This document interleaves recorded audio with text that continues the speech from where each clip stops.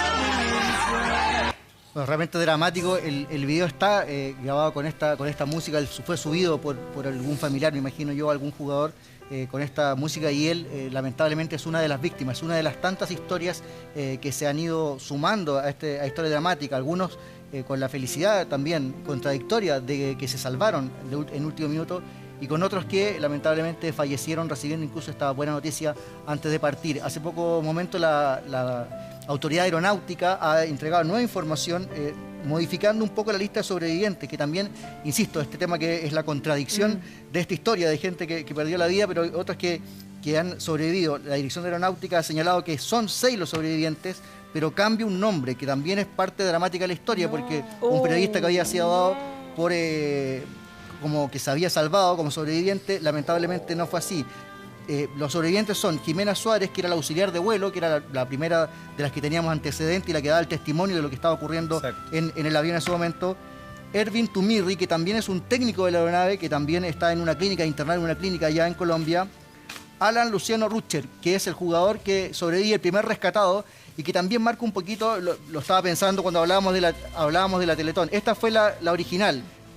Esta fue la original. Marcos Danilo era uno de los rescatados, que vemos ahí, el arquero, que luego fallece mientras está internado. Y Rafael Hensel, que figura ahí al lado izquierdo, es un periodista que figuraba como sobreviviente, y la verdad es que el nombre es Rafael Valmorvida, que también es periodista y que fue internado, y él sería el sobreviviente en definitiva, y no Rafael Hensel, que veíamos en la pantalla, en la gráfica que había entregado la televisión colombiana. Esta era una información preliminar, que no es una especulación que se había entregado por parte del canal de televisión colombiano, que es el que hizo esa gráfica. Es una información que se había entregado por parte de las autoridades, y bueno, obviamente en medio de todo lo que es el trajín y las dificultades que hay para confirmar esas informaciones, ahora envían este comunicado oficial donde se señala que afortunadamente hay 6 víctimas, 6 sobrevivientes de esta tragedia, pero que uno de los que se daba como que se había salvado. Hay 2 familias porque en el fondo que te den la noticia de que tu familiar sobrevivió a una tragedia así y que después que es un error debe ser. O sea, pero también hay una familia que estar con el alma, digamos, volvió a vivir, digamos, no, realmente lo que hablábamos, ¿no? Que en general los equipos de fútbol son gente que está empezando como la vida, ¿no? Están como recién formando familia. Veíamos eso terrible de joven papá que le avisan que está esperando guaguita. Entonces como uno, y cuando vayamos conociendo las historias personales, porque finalmente ahora lo que tenemos, claro, este plantel, estas ganas, esta alegría de pasar una semifinal por primera vez, todo eso se va a ir poniendo mucho más triste, por supuesto, cuando empezamos a conocer la historia personal de cada una de esas personas. Por ejemplo, perdón que interrumpa, una de las historias que vimos en la mañana, y de hecho creo que ustedes la mostraron en vivo, que era a un jugador que era Leon Russell, que lo van sacando de un centro médico, se vio la camilla que lo van sacando. A él lo sacaban porque iba a ser operado, y él tiene una luxofractura de columna. Probablemente tenga después problemas de movilidad, no sé. Entonces pensaba en eso mismo, digamos, cuando estamos hablando del tema de Teletón, que de repente te puede cambiar la vida en un instante, tienes asegurada tu vida. Tenían el momento culmine de su carrera y les cambia totalmente. Entonces, más encima con sus compañeros fallecidos, realmente es dramática cada una de las historias que vamos conociendo. O sea, yo creo que, como tú decías bien, Juan Carlos, hace un rato, efectivamente las individualidades yo creo que es lo que más nos va a conmover.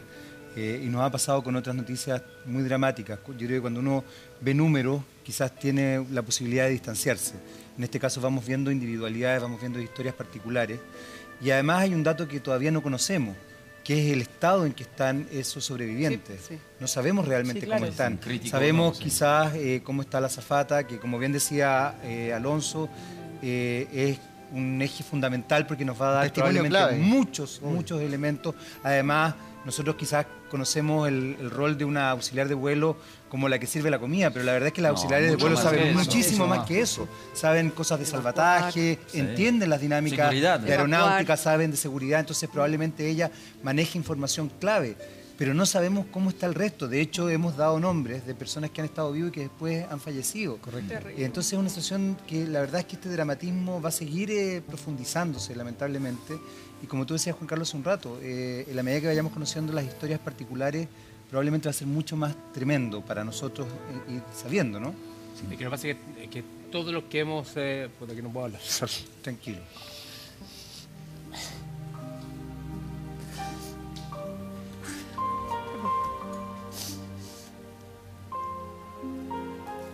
A ver, lo que pasa es que todos los que hemos sido papás Sí. sabemos lo que se siente en ese momento, ¿cachai? Entonces, de hecho, al principio, cuando le pasan la bolsa, al principio no la pesca, porque seguramente los futbolistas son tipos muy promiscuos. Pensaba que era una broma. Entonces obvio. tiene que hacer un chiste. Pero después vuelve a revisarla y el momento de alegría es, insisto, todos los que lo han vivido lo saben. Genuino. Es de ese nivel, es una explosión de alegría. Supera a cualquier otra, sí.